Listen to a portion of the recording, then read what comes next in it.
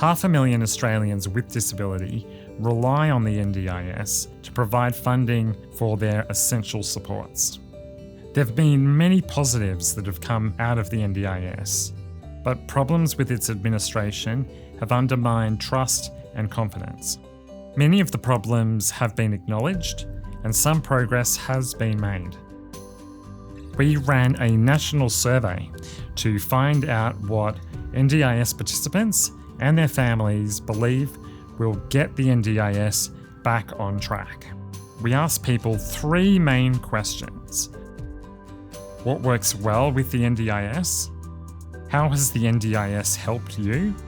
And if you could, what would you change about the NDIS? The majority of respondents saw positives in the NDIS and expressed gratitude. The NDIS has been great for me for the pathway to independence. As a recipient of the NDIS, I'm grateful for having, I suppose you call it a team of people who helped me out. Thank you very much for that. I've got a long-term lease here in my apartment. It's a very comfortable apartment as well as being accessible. So it's been really easy to get on with other parts of my life without having to think about, how do I navigate this thing? How do I deal with this problem?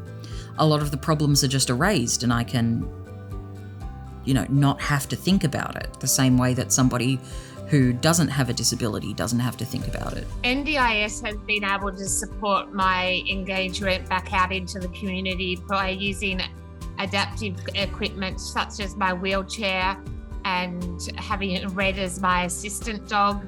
All of these things are funded and make it easier for me to access the community.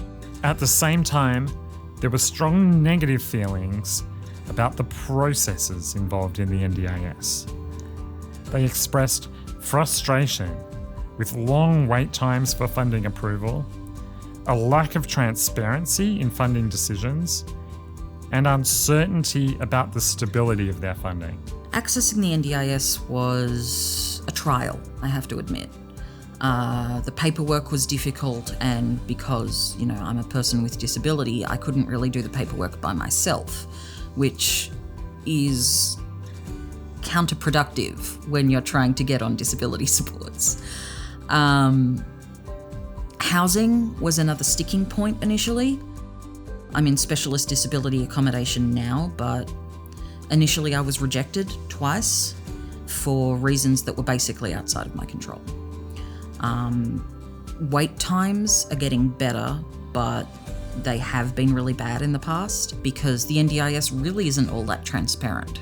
Each time we have a plan review, I'm in fear of losing supports within my plan, and it seems that they're just cutting corners and trying to save money. We found that NDIS participants want a more transparent and collaborative relationship with the NDIA. They wanted consistent and fair decisions about funding. They want processes to be more efficient, less burdensome, and less wasteful.